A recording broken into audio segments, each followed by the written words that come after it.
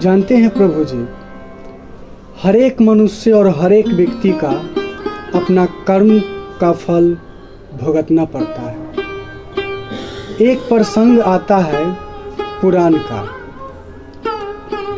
एक बार नारद जी भगवान श्री हरि के पास गए वैकुंठ धाम। वहाँ पर जा कर के भगवान को प्रणाम करते हुए नारद जी हाथ जोड़ करके बोले कि हे प्रभु, आपने तो अनेक प्रकार के जीव बनाए हैं, अनेक प्रकार के योनियाँ बनाए हैं और मानव को भी बनाए हैं, लेकिन क्या मानव को खाने के लिए अन्न बनाए हैं? जीव को खाने के लिए कोई चीज़ बनाए हैं? अगर बनाए हैं तो बताइए कि जीव के खाने के लिए क्या बनाए हैं? तब भगवान श्री नारायण बोले कि हे नारायण, हर एक जीव को बनाने से पहले ना जीव के आहार को हम बनाए हैं। चाहे कोई भी जीव हो, मानव हो, दानव हो, पशु पक्षी हो, कोई भी हो, जीव को बनाने से पहले जीव के आहार की व्यवस्था की है हम।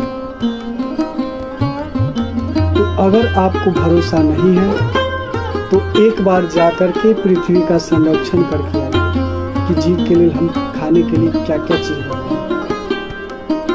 तब नारद जी भगवान के आज्ञा से पृथ्वी पर आए। पृथ्वी पर जब आए तो सबसे पहले वो देखे धान के खेत देखे।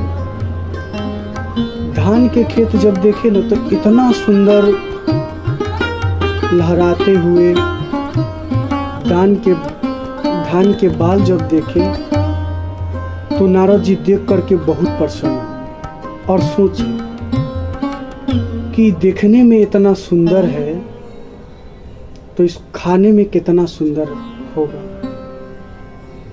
तब नारद जी धान के एक पौधा में से कुछ धान के बाल को, बीज को निकाल लिए।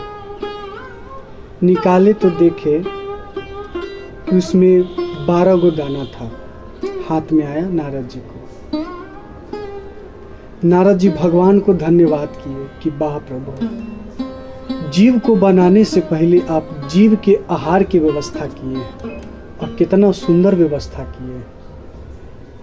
तब भगवान प्रकट हुए और बोले कि जी देखो कि तुम बोल रहा था कि जी हम जीव के लिए खाने के लिए क्या बनाए, तो तुम देखा कि हम मानव के खाने के लिए क्या बनाए हैं।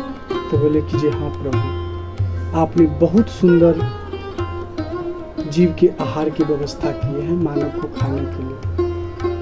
तो भगवान बोले कि व्यवस्था तो किए हैं, लेकिन जो आपने इस बाल को, इस पौधे के बाल को आप बीज को खींच लिए हैं, उसका पहले आपका परिणाम भुगतना पड़ेगा। आप 12 गो दान बिना किसी पूछे आप अपना मन से उसको तोड़ लिए।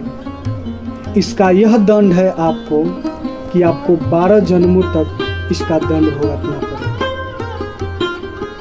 तब नारद जी 12 योनि तक भटके थे। तो एक योनि में मानव के रूप में वो एक किसान के यहाँ जन्म लिए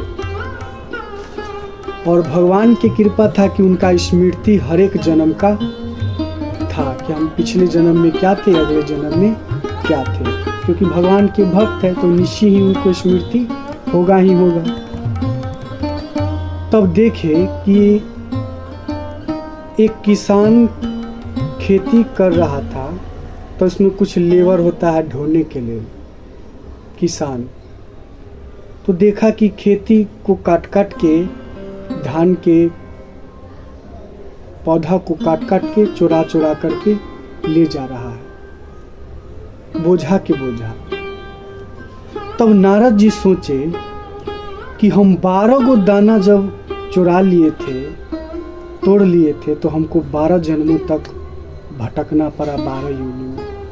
लेकिन ये व्यक्ति तो बोझा के बोझा चोरी कर रहा है, अब इसको कितना योनि तक भुगतना पड़ेगा। तब नारद जी आकर के उस व्यक्ति को बताए कि सुनिए, हम 12 गो दाना चोरी किए थे, तो 12 गो दाना के वजह से हमको 12 जन्म लेना पड़ा, और आपने बोझा के बोझा आप चोरी कर रहे हैं, बिना किसी मालिक के पूछे हुए आप चोरी कर रहे हैं। आप जानते हैं इसका परिणाम क्या होगा? अनंत काल तक आपका इसका परिणाम भुगतना पड़ेगा। तो यही है प्रभु जी कि व्यक्ति कितना भी चाहे जैसा भी कर्म करे, उसका परिणाम उसको भुगतना पड़ेगा। चाहे सही करे चाहे गलत करे, उसका परिणाम उसको भुगतना ही पड़ेगा। जब नारद जी ऐसा व्यक्ति जो साक्षात भगवान के परम भक्त हैं, भगवान के अवतार भी हैं, वैसे व्यक्ति को जब भुगतना पड़ा, तो हम और आप कौन सा है, किस खेत के मूल्य? तो विचार करिए और सही कर्म करिए, भगवान का भजन करिए, भगवान की भक्ति करिए और प्यार से कहिए राधे राधे, जय श्री कृष्ण।